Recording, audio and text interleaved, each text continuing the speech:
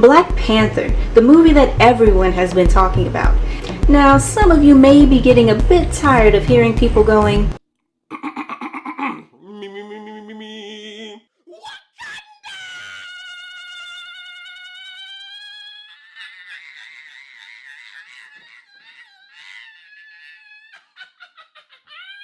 but when we say that, we are not just talking about your typical cliche action-packed film.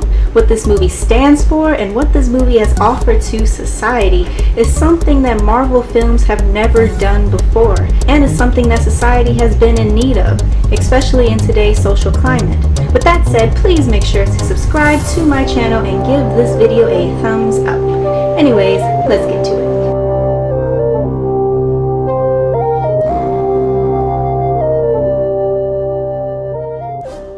Thanks to Shuri, who was my favorite character by the way, Wakanda has been able to evolve way beyond any other nation on Earth within the Marvel Universe. However, she clearly said within the film that she is no magician and uses no magic. She is simply generating her inventions with the aid of the natural resources of Wakanda and her understanding of technology. This goes to show that we too can very much so make some version of this our reality, since she is relying solely on technology and natural resources rather than things that we speculate to exist like magic. But if I'm being totally honest, I still feel as if my superpowers will one day awaken. Just saying. Anyways.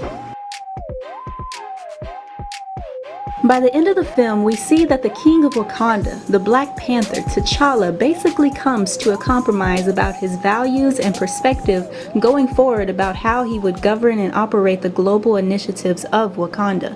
His father advocated for isolationism and non-violence so that there wouldn't be colonial interference like there has been in virtually every African country so far, whereas Killmonger, on the other hand, wanted to share the resources that Wakanda had with other black people all across the diaspora to empower them and use violence to combat against inequality. So again, with T'Challa, he came to a compromise on how to handle this and basically adopted his girlfriend's, Nakia's, point of view, which is to be non-violent but to offer foreign aid to others in need. Killmonger and T'Challa represent two things. First off is the divide and disconnect between the African American versus African experience. When Killmonger drinks the heart-shaped herb, unlike T'Challa, who got to see his ancestors since he is well aware and connected with his African roots, Killmonger, on the other hand, goes into the scene of where he lived with his father in Oakland, California, which depicts the disconnect that he has with his African origins. The second element that these two dynamic characters represent is the divide between how black leadership should go about their methods for liberty and justice for all. Killmonger can be seen as the Malcolm X, since Malcolm was more than willing to use violence in order to achieve justice, whereas T'Challa, even though he does fight off enemies and whatnot, T'Challa can be seen as the MLK, since his initial response to situations is non-violence. And back to Killmonger, a picture was even seen in his Oakland home of Huey Newton, who was the leader of the Black Panther group. And also, to throw this in there, Black Panther in Marvel Universe was not initially inspired by the Black Panther Party. Marvel's Black Panther was created July 1966, whereas the social movement group was made in the same year but 3 months after, in October. However, in the movie adaptation of Black Panther, there are some uncanny symbolisms taking place.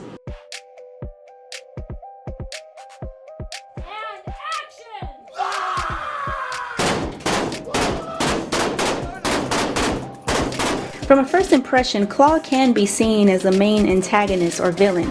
However, his character is too one-dimensional and predictable, just as how a good number of other Marvel villains have been in the past.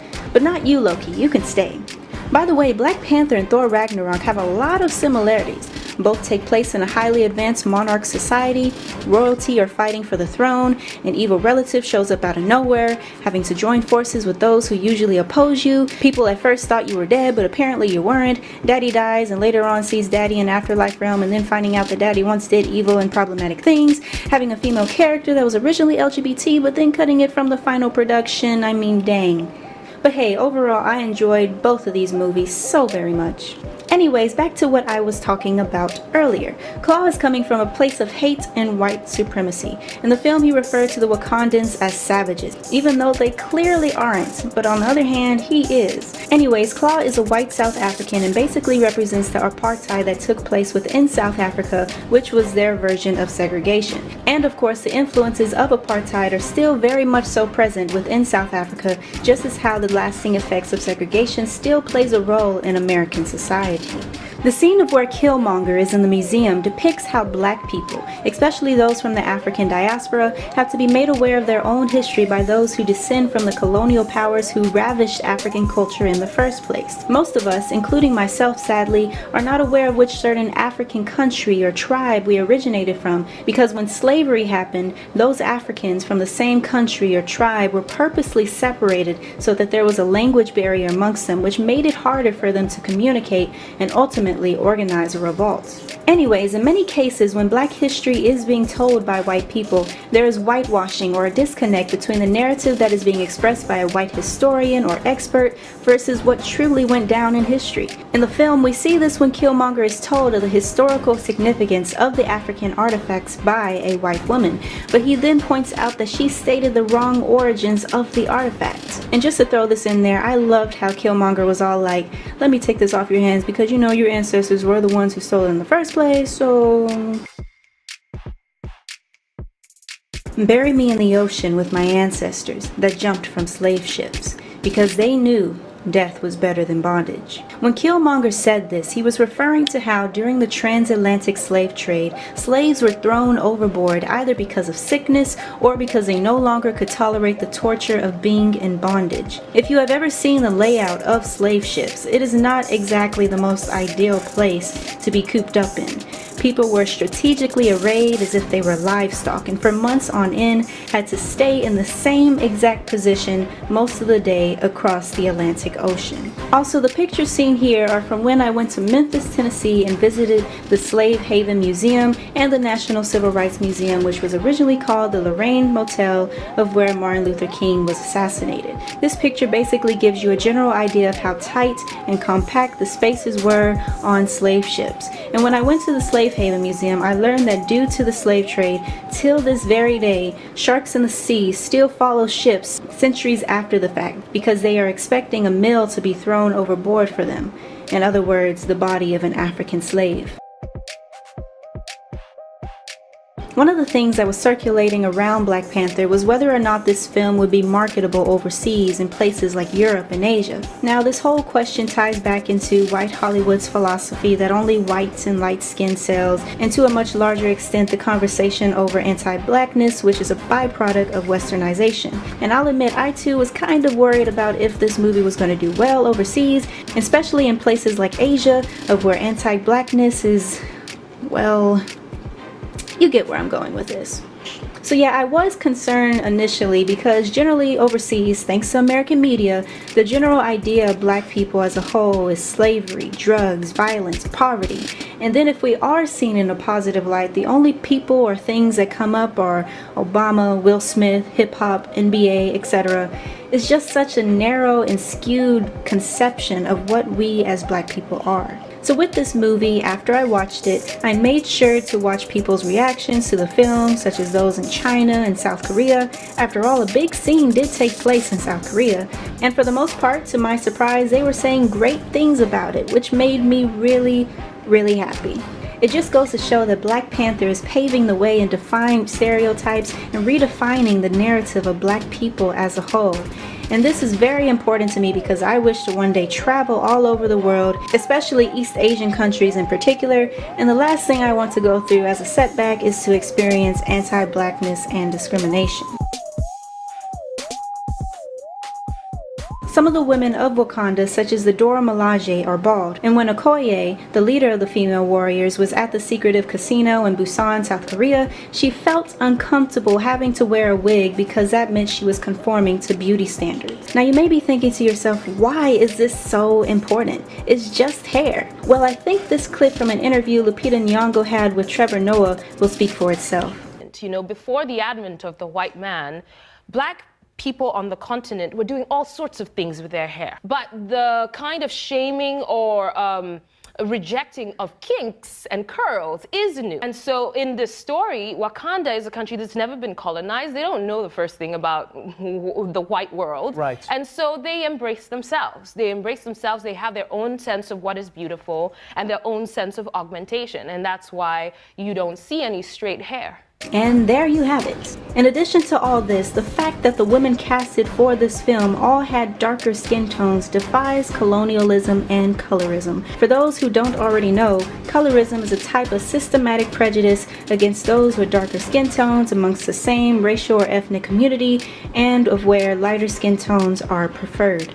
With Black Panther, it shows and portrays that dark-skinned women can also be seen as strong, intelligent, multifaceted, beautiful, and even seen as a love interest. Most of the time in black cinema, that is not seen at all. I literally cannot recall a single black film or show of where a dark-skinned woman was portrayed in an overall positive light. Dark skin is almost always seen as ugly, desperate, poor, unfortunate, promiscuous, ignorant, rude, uneducated. Basically, everything that is negative is stigmatized on darker skin tones. Also, to throw this in there, since Black Panther eventually marries Storm, I hope that if and when she is added into the Black Panther film production, that they will cast Storm as a dark-skinned Kenyan and African American woman. After all, in the comics, that is what she is. However, every single time in movie adaptations of Storm, they made her light, mixed, and without her African accent. Now, I blame Hollywood and the system for this, not so much the actresses themselves for taking on Storm's role. Hopefully, Hollywood will now see that having darker-skinned black women can work just as good, since we saw such powerful performances from Denai, Lupita, Angela, and Letitia in Black Panther. Now, this element of Black Panther is one of the many that stood out the most to me. In this film, we were able to see strong, courageous, intelligent women in leadership roles within the community of Wakanda. Oftentimes, women are seen as weak and submissive and always needing saving by a male counterpart. But with this film, it is very apparent that the women can handle the country just fine on their own, even if T'Challa were away and it were governed by Shuri instead, who happens to be the smartest person in Marvel Universe, period, and being governed alongside the Dora Milaje warriors. Another thing that is so apparent is how women are honored and respected within Wakanda. Unlike Killmonger, who didn't even bat an eye when he killed 2 different women, the men in Wakanda carry their women as queens, as they should. And seeing this meant a lot to me, even more so since the men of Wakanda loved and respected not just one type of black woman, but instead they embraced and valued every hue and every shade that we come in. See, this is one of the many reasons why I wish Wakanda was real. I am tired of being surrounded by self-hating people. Anyways. Within this film, it shows that it can be possible for advancement in a society to take place without the erasure of the culture and traditions at its foundation. It shows that cultural assimilation does not equate to what makes a society function. It shows that other forms of government besides a democracy can still operate and serve the people just as well, only if the power is placed within the right hands. This overall balance of culture and advancement in Black Panther is something that truly makes it stand out amongst other Marvel films.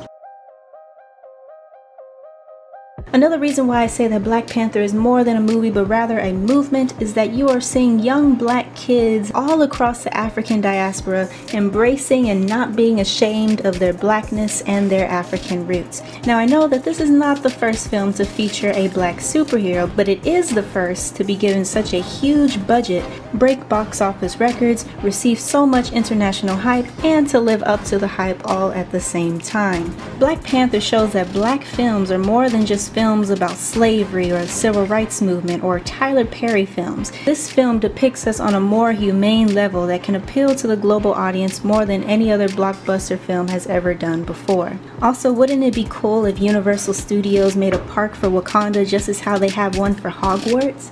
2 of my favorite places in one trip. That would be awesome. Wakanda is a nation that is concealed in plain sight. At first glance, it can be seen that Wakanda operates this way because it is an isolationist country that doesn't want to be exploited by colonial powers, which is true. However, the deeper meaning behind why Wakanda is hidden is because when it is concealed, at first all of what we see is the natural beauty of Wakanda, such as the cascading waterfall. This represents how when society actually does see Africa in a positive light, they only really think of things like the natural beauty of the land and the exotic animals.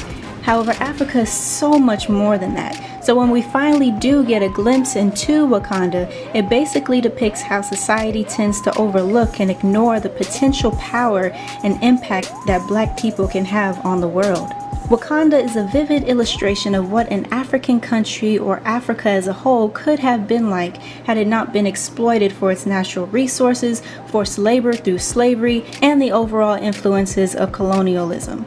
And for some people, it may be hard trying to envision this possibility. Well, if we look back at historical records of African ingenuity, intelligence, and engineering, we can see that it is actually very likely that something like this could have taken place. We had the potential, and we still have the potential to do so. Now it's just a matter of time, patience, and application. Well, that's it as far as my analysis over the deeper social significance behind Black Panther. Now, if you enjoyed this video, please do subscribe and like and share and comment down below your favorite character or perhaps something you learned from this video. I would very much so appreciate it, especially new subscribers. Also, watch my other videos. I normally talk about educational stuff like getting scholarships for school or whatnot, because who wants to deal with nasty student loans, am I right? Anyways, thanks again for watching, and until next time.